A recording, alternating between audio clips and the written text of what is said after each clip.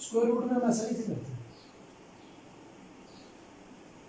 लेकिन cube root में square root सादा इस तरह होता है, उसमें हम 2 नहीं लिखते, वो अंडरस्टूड होता है कि ये स्क्वायर रूट है, लेकिन क्यूब रूट में आप इस तरह लिखते हैं।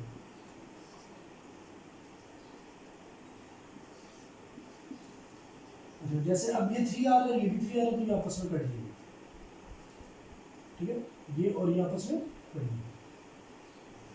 यदि रेडिकल ने उसको काट दिया तो क्यूब रूट ऑफ 729 क्या होगा, ये हुआ 3 मल्टीप्लाई बाय 3, जो कि क्या होगा, जो कि क्या होगा 9। अगला पार्ट करते हैं। अच्छा, before going to the next part एक चीज़ और भी समझिए, ये भी बहुत अच्छी बात होती है, ये भी समझना चाहिए। अगर कभी लिखा होता ना बेटा इस तरह करके 4 का स्क्वायर और आप इसको इससे काट देते हो, क्यों काटते हो, उसकी वजह है। देखिए जो रेडिकल होता है ना, रेडिकल, अब इसमें भी ज़रा समझिएगा, मैथ्स में 2 तरीक़ेकार है लिखने के, एक ये रेडिकल का तरीक़ेकार कहलाता है, और अगर आप इसको ये भी लिख लेंगे ना तो कोई फर्क नहीं पड़ेगा, ठीक है। बेसिकली ये जो रेडिकल होता है ना, इसका मतलब ये होता है पावर 1/2, क्या इसका मतलब होता है, पावर 1/2, ठीक है जी। तो ये इसकी कहलाती है रेडिकल फॉर्म और ये कहलाती है एक्सपोनेंशियल फॉर्म, इन दोनों में कोई फर्क नहीं। इसी तरीके से जब आप लिखते हैं क्यूब रूट ऑफ 729, तो इसका मतलब असल में होता है 729 की पावर 1/3।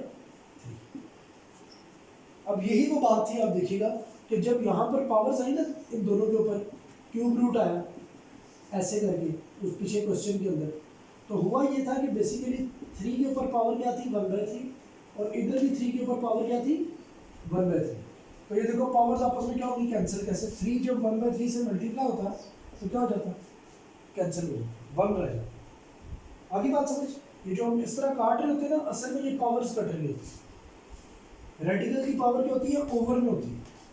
आगे बात समझ, जिस तरह एग्जाम्पल के तौर पर आपसे कोई भी आपका कजन, दोस्त, भाई ये पूछ ले कि भाई ये इसका क्या मतलब है, ये x की पावर या 32 की पावर इधर यहाँ पे रेडिकल पे 7 लिखी है, तो आप उसे साफ साफ बताइए यार इसका मतलब 1/7, 32 की पावर क्या है, 1/7।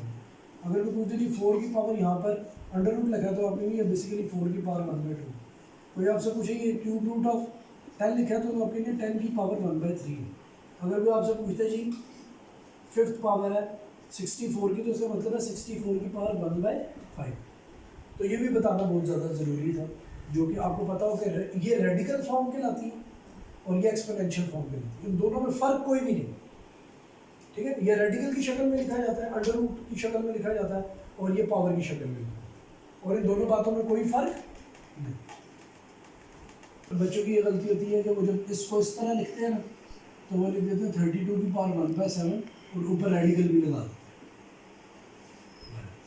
रेडिकल लगा होगा तो 1/7 नहीं लगेगी, 1/7 लगा होगा तो रेडिकल नहीं लगेगी। आगे बात समझ, जब आपने पावर 1/7 लिख दी फिर ये नहीं लगाना, अगर ये नहीं लिखना फिर ये रख लो, दोनों आपस में इंटरचेंजेबल, दोनों बातों में कोई फर्क नहीं।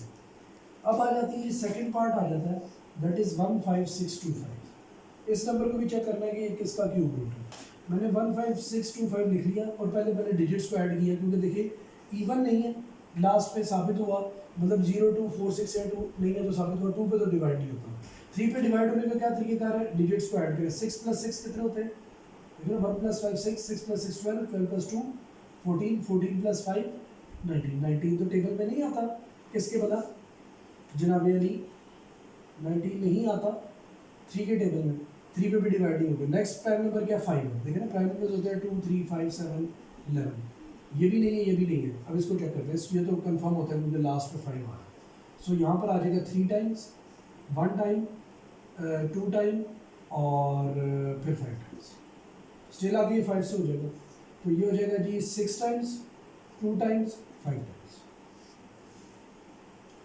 ठीक है। फिर 5 से हो जाएगा, ये हो जाएगा जी 1 टाइम, 2 टाइम, 5 टाइम, फिर हो जाएगा 5 से, ये हो जाएगा जी 2 5 टाइम्स, फिर 5 से हो जाएगा, फिर हो जाएगा 5 टाइम्स, फिर हो जाएगा 5, और ये तो सारी 5 थे, वाह भाई वाह। तो 15625 का आंसर आ जाएगा 5 × 5 × 5 × 5 × 5 × 5। सो 15625 का आंसर आ जाएगा 5 का क्यूब मल्टीप्लाई बाय 5 का। Now taking cube roots on both sides, square root नहीं लेना, क्या लेना, क्यूब रूट। जब मैंने क्यूब रूट लिया दोनों साइड पर, तो इस तरफ क्यूब रूट अलग अलग हो जाएगा, मल्टीप्लाई में हम अलग अलग लिख सकते हैं, प्लस के केस में हम अलग अलग नहीं लिख सकते, बारहा बताया। तो ये क्या हो जाएगा, ये क्यूब रूट से कट जाएगा। तो मुझे क्यों करते हैं, तो आपको ना यार पावर 1/3 इसलिए करते हैं।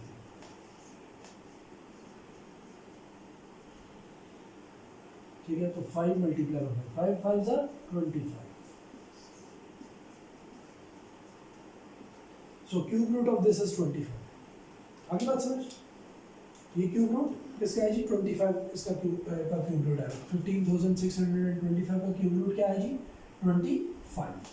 Now I am going for the last. तो होमवर्क क्यों ना दे दूँ, ये मैं क्वेश्चन आपको क्वेश्चन नंबर 2 में से भी थर्ड पार्ट आपको दे देता हूँ, कुछ आप भी तो करें। आप करते हैं क्वेश्चन नंबर 4।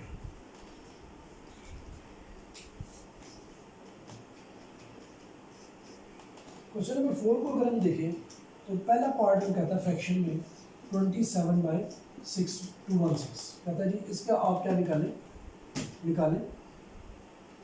कि ये किसका क्या है जी, क्यूब रूट। बड़ा इजी बात है, इसमें भी क्यूब रूट निकालना, इसको अलग से कर लें। साबित हुआ 27 होता है 3 × 3 × 3। अच्छा 216 को लेना, 2 पर डिवाइड होगा 108, 2 पर डिवाइड होगा 54, फिर 2 पर डिवाइड होगा 27, फिर 3 पर डिवाइड होगा 9, फिर 3 पर डिवाइड होगा 3, फिर 3 पर डिवाइड होगा। अच्छा, साबित ये हुआ 27 sorry over 216 will be equals to, दोनों के फैक्टर लिख लें, 27 के फैक्टर है ये और इसका फैक्टर है। अच्छा चीज़ देख रहे हैं आप, before going for the square root और क्यूबिक, ये तो तीनों इससे कट जाते हैं। कैसे, ये 3 3 से कट गया, 3 3 से कट गया, 3 3 से कट गया, यहाँ रह गया 1/2 का क्यूब। अच्छा 1 किसी का भी क्यूब होता है, यानी कि 1 अपना भी क्यूब तो है, 1 मल्टीप्लाई बाय 1 मल्टीप्लाई बाय 1, ये भी लिख सकते हो। अब नेक्स्ट पार्ट में आप क्यूब रूट ले लें।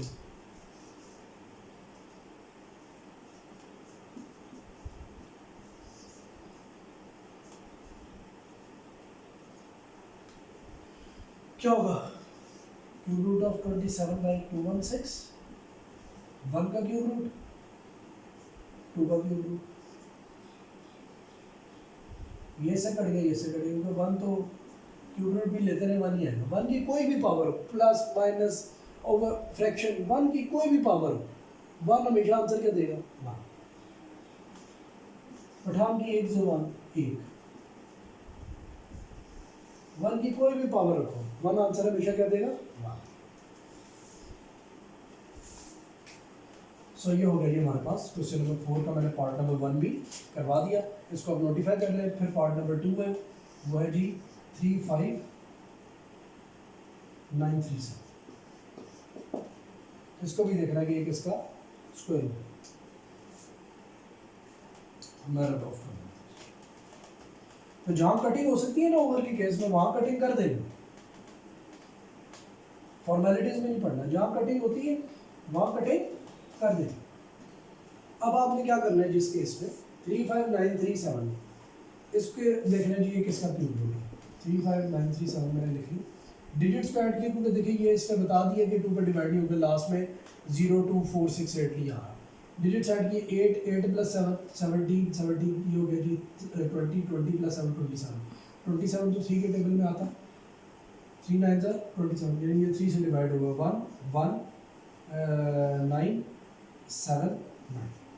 दोबारा ऐड करें, 1 + 1 2 2 + 9 11 11 + 7 18 18 + 9 27, ये फिर 3 से डिवाइड हो जाएगा 3 टाइम्स, उसके बाद आ जाएगा जी 9 टाइम्स, उसके बाद आ जाएगा फिर 9 टाइम्स, फिर 3 टाइम्स। अभी ने ऐड करें 12 + 12 24, ये फिर 3 के टेबल में आ जाएगा 1, और जनाब अली इसके बाद आ जाएगा अल्हम्दुलिल्लाह 3 3। जब ये पैटर्न होता है ना 1 3 3 1, इस तरह का पैटर्न, ये बड़ा इंटरेस्टिंग पैटर्न होता है। तो बहरहाल मैं आपको आगे लेके चलता हूँ। तो अब ये 3 के ऊपर ऐड करें तो क्या बनता है 8। 8 3 के टेबल में नहीं आता, 3 पे डिवाइड नहीं होगा। 5 पे डिवाइड इसलिए नहीं हो सकता क्योंकि लास्ट में 5 और 0 नहीं हो रहा। 7 पे डिवाइड अगर हो सकता है तो उसको चेक करने का क्या तरीका है कि लास्ट वाले डिजिट को रिमूव करके 2 से मल्टीप्लाई कर दें, इसको इसमें से माइनस करें, क्या आएगा जी 131।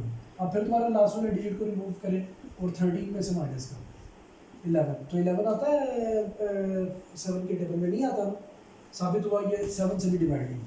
और नेक्स्ट प्राइम नंबर क्या है, 2 पे होता नहीं था, 3 पे हो गया, हमने कर दिया 3 बार, 5 पे होता नहीं था, 7 पे होता नहीं है, नेक्स्ट क्या है 11, 11 पे ही हो जाता है। 11 को चेक करने का क्या तरीका होता है, इन अल्टरनेट नंबर्स का और इन अल्टरनेट डिजिट्स का आपका निकालने डिफरेंस निकालना।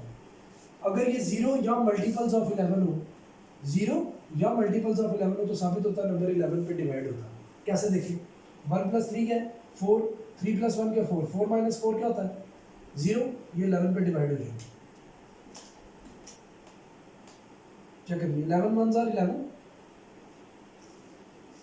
2 आगे चला गया 2 3, 11 2 जार 22, फिर 1 1 आगे चला गया 11 1 जार 11। अगेन ये तो वैसे ही 11 का क्या है स्क्वायर है 121।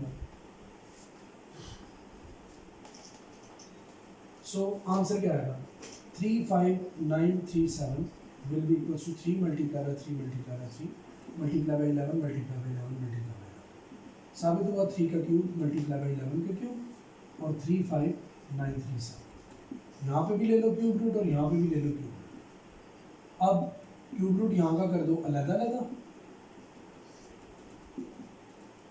और यहाँ का भी कर दो, इसको एज इट इज। अब क्या होगा ये 3 मल्टीप्लाई बाय 11 होता है 30।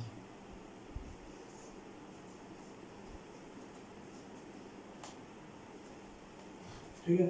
सो क्वेश्चन नंबर 4 का भी मैंने पार्ट नंबर 3 आपको क्या दे दिया होमवर्क, और वो जिसका फाइंड आउट नहीं हुआ वो भी टास्क मैं आपको दे देता हूँ अभी के लिए, ना हुआ तो फिर मैं सेंड कर दूँगा। सबके 3 पार्ट आपको मैंने क्या दे दिए, क्वेश्चन 1 2 3 4 सबका मैंने आपको क्या दे दिया जी, लाइन से लिख देता हूँ। क्वेश्चन 1 2 3 4 सबका पार्ट नंबर 3 आपके लिए क्या जी होगा, एक पैटर्न बन गया। 2.9 में क्वेश्चन नंबर 1 2 3 4 सबका पार्ट नंबर 3 आपने क्या करना homework. So it's up for today. तो अब आपकी आएगी वर्ड प्रॉब्लम की एक्सरसाइज और फिर रिव्यू। तो अप्रॉक्सीमेटली हमारा ये वाला चैप्टर बड़ा लेंथी सा चैप्टर था, ये भी अल्लाह के फजल से हमने ख़त्म कर दिया। सो बच्चों थैंक यू सो मच, अल्लाह हाफ़िज़।